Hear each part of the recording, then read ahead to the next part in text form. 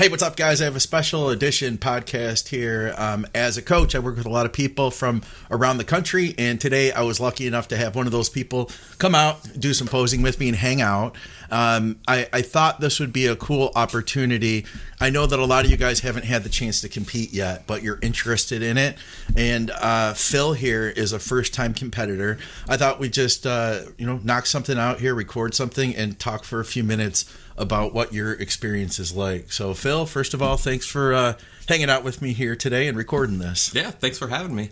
I have, I think the last person to sit here was Vigorous Steve, so I got some big shoes to fill. I'm no Vigorous Steve, but really, really appreciate the hospitality. Oh, my pleasure, man. And you're looking great. Thank you. You know, this is one of those things where I try to tell people that the best experience we can have for a contest is to try to get ready early. And that's what we've done. You're 5 weeks out now, and I'm confident that if we needed to, we could literally step on stage next week. So, awesome. We're in a good position right now. But tell me, what has the experience been like? Let me ask you first, how is contest prep different than you thought it would be? So I've been training for 10 years and a fan of bodybuilding for that long as well. So listening to podcasts, watching competitions, I had an idea of what went into it.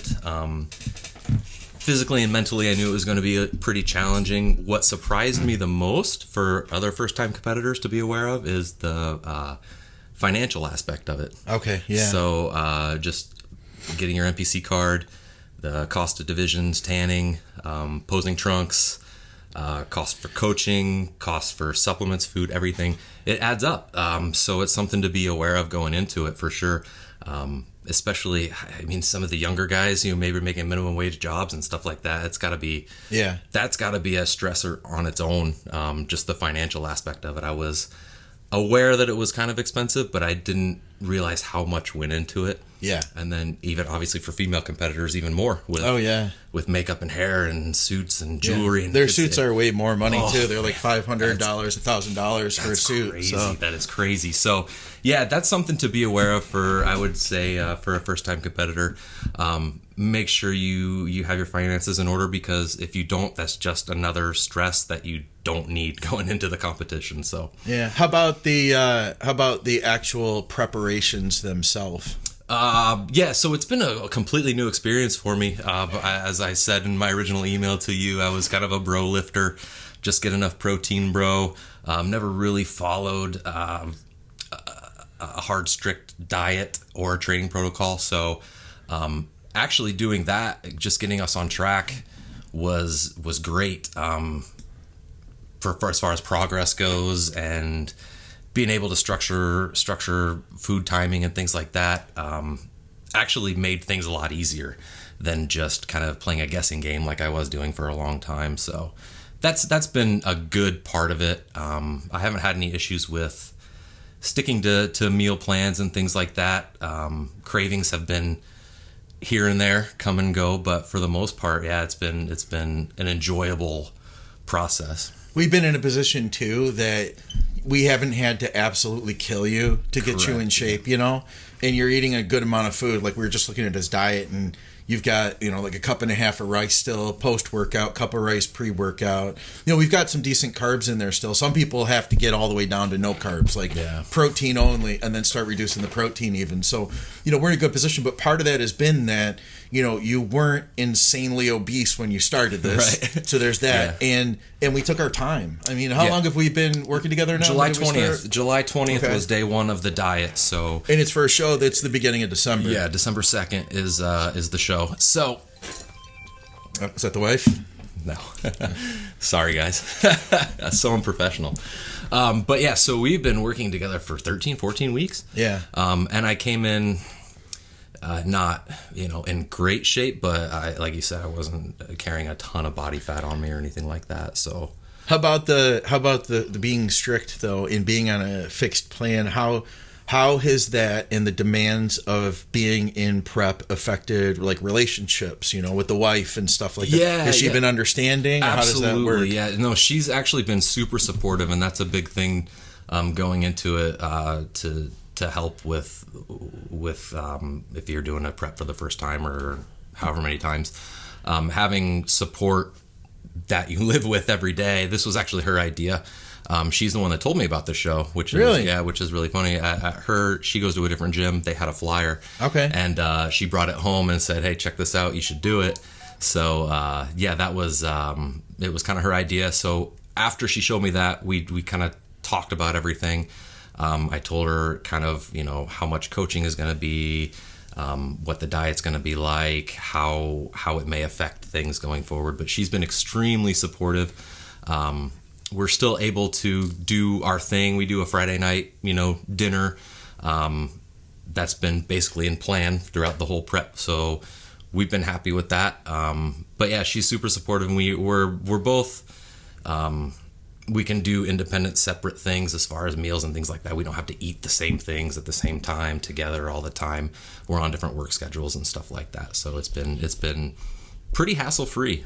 I'm very lucky, I'll say that. And also, too, once again, that's one of those things where, because we've been able to make the progress we've wanted, we haven't had to be to the point where it's like, oh, no, you can't have that meal on Friday nights. Correct. You know what I mean? So correct. It has worked out really well. And not everybody gets that, you know? Yeah. And there are some points where that it can't work. But, when it can, why not leave it in? Exactly. I don't want to be strict with somebody just for the sake of. Right. And even if we're still 5 weeks out, if we have to pound the pavement a little bit harder down the road, she's super understanding. We know that after December 2nd, it won't be as strict. We're gonna obviously work together to rebound me out of it properly, but we're looking forward to maybe a pizza night or after the show, something like that. But she's fully understanding that this is all part of the process and super supportive of it. So what's been the hardest part for you so far? Still 5 weeks out, so we got a little time. Maybe coming up in the next few weeks, we'll see. But just the random cravings. I was walking through the grocery store, getting angry at the fact that there's so much terrible, delicious food just like smacking you in the face, 24/7, 365. So craving things that I never would have had cravings for in the past. Like what? Cereal. I like cereal. Cereal's okay. I've never been a cereal guy, but I'm walking down the cereal aisle looking at like Oreo flavored cereal going like, how did I not know about this? And I can't have it now, but I want it more than anything ever, that sort of thing. So it's one of those mental things where you just kind of have to move on, and you got to be careful too. So accidentally watch a video of somebody making a dessert on Instagram, and now you go to your suggested feed and it's just all desserts all the time. So don't click on any of that, because that's what it's going to be for the rest of until you find something else to look at. And you did have a point where we had a planned cheat meal, but you lost your mind. Oh yeah, full on. I even put that in the check-in, where it was just like a ravenous animal, to where nothing was going to stop me from consuming this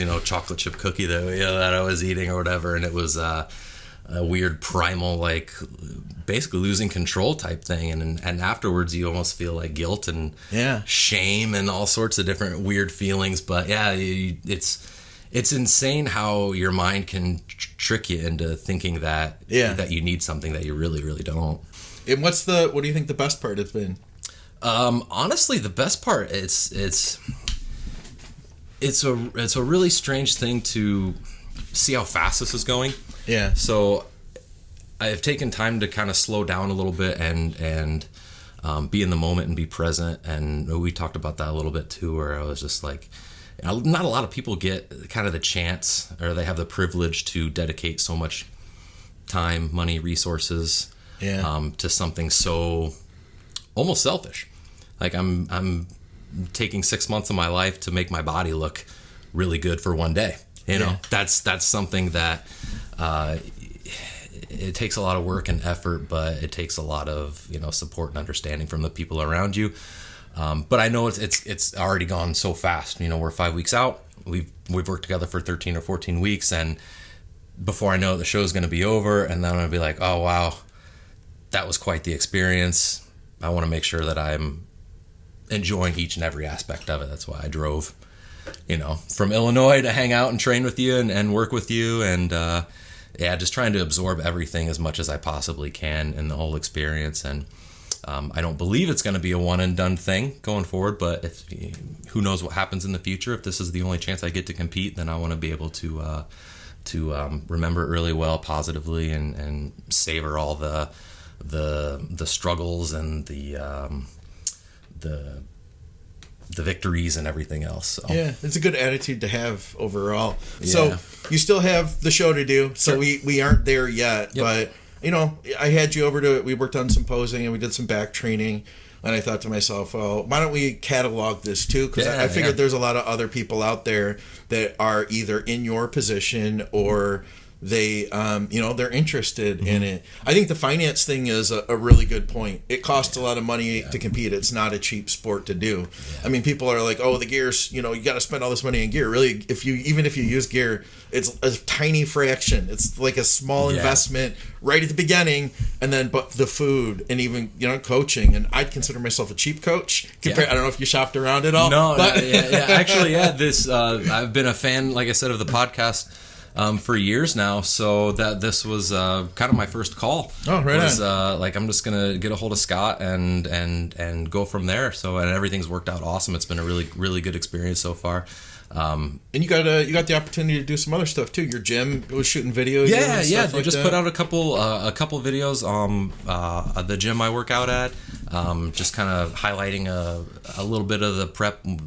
My gym doesn't really have a large bodybuilding scene, so they were trying to say, hey, we got a guy that's competing and we want to put that out there. So that was really really cool. We're going to shoot another video on tomorrow, I think, for legs. But yeah, going back to your point, I did want to say one of the positives is to feel like you're a bodybuilder now. Like I've been training, like I said, for 10 years, and I'm a huge fan of the sport.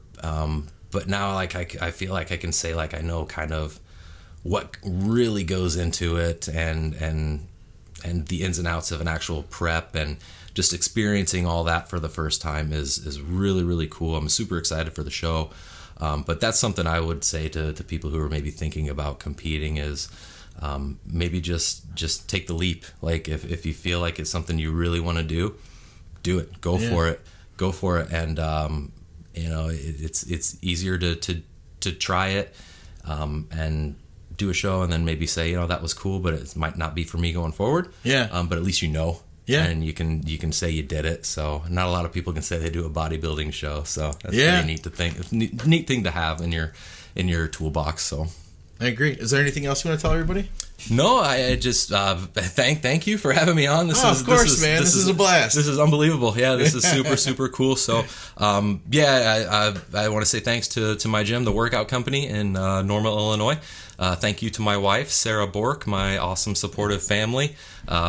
For letting me drive to outside of Detroit to train and to talk with my coach. So, like I said, if you're thinking about doing a competition, take the leap. Just give it a shot. Like I said, it's better to do it and to try it than to think about regretting not doing it your whole life. So give it a shot. That's what I'm doing, and maybe we'll see you up there sometime.